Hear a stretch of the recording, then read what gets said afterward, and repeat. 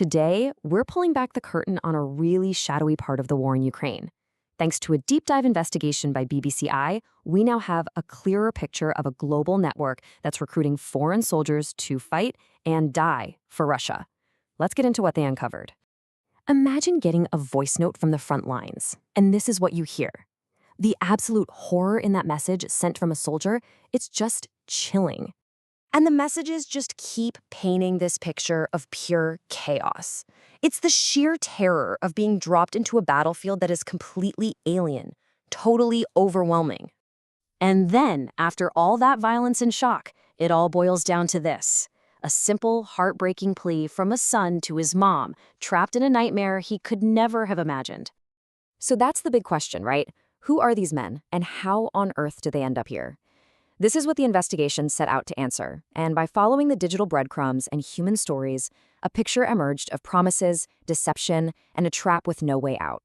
So how did this all unravel? Well, it actually started with journalists tracking phone calls coming from the war zone, and those calls led them down a rabbit hole, right into this huge informal recruitment network that was luring men from all over the globe into Russia's war machine. And the scale of this is just staggering. We're not talking about one or two regions. The investigation found recruits from Syria, Nepal, India, Cuba, Somalia. I mean, look at this list. It's a truly global pipeline, feeding men into the conflict from literally all over the world.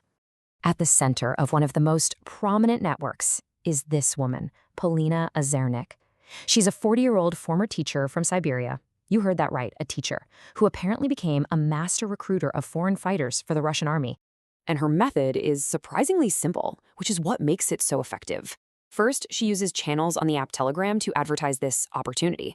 Then she makes these incredible promises. We're talking big money and a Russian passport. Once the men are lured to Russia, they're handed military contracts, all in Russian, and pressured to sign on the spot. Okay, so this entire operation, the whole thing, hinges on this massive, gaping chasm between what these men are promised and the brutal reality waiting for them. To get people to travel thousands of miles for a war that isn't theirs, the bait had to be pretty powerful. First up, the cash, a $5,000 signing bonus. Now, for many of these men who come from countries torn apart by poverty or war, that is an absolutely life-altering amount of money. But the money was just part of it. The real prize, the golden ticket, was the promise of a Russian passport within a single year. A new life, a secure future, citizenship in a major world power. For so many, it was an irresistible combination. But, of course, the dream shattered almost immediately. This is what a guy they call Omar, a 27-year-old construction worker from Syria, recruited by Polina, had to say. He doesn't mince words. It was all a lie. I mean, just look at this. It was a classic bait and switch. They were promised safe, non-combat roles, like guarding checkpoints. The reality? They were sent straight into brutal offensive missions. They were promised extensive military training. What they got? 10 days. The promise of a good salary and a safe future became, in Omar's own words, "I carry a rifle and go to the front line." So, what happens when it finally hits them? When they realize they've been completely had?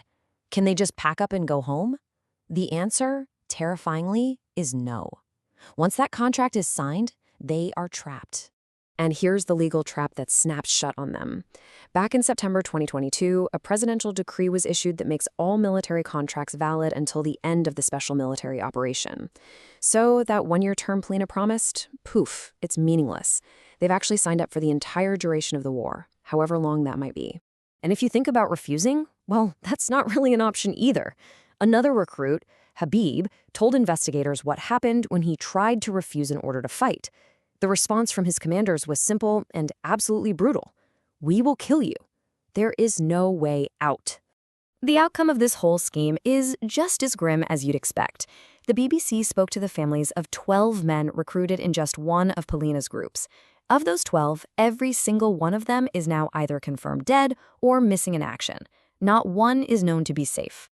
You would think surviving the front line would be the end of the nightmare, but for the very few who do and then get captured, they find themselves in a whole new kind of hell, completely abandoned by everyone. It's this awful catch-22. See, Russia fast-tracked their citizenship just to get them onto the battlefield. But now that these new citizens are captured, Russia refuses to include them in prisoner exchanges. And Ukraine can't send them back to their home countries because, on paper, they're Russian. They are literally stateless, trapped in limbo. And it leaves men like Khalil, a young man from Yemen, now being held in a Ukrainian POW facility. He left his home searching for a future, for a better life. And now all he can do is dream of the one that was stolen from him. And that's what this all comes down to, really. It leaves us with this final haunting question.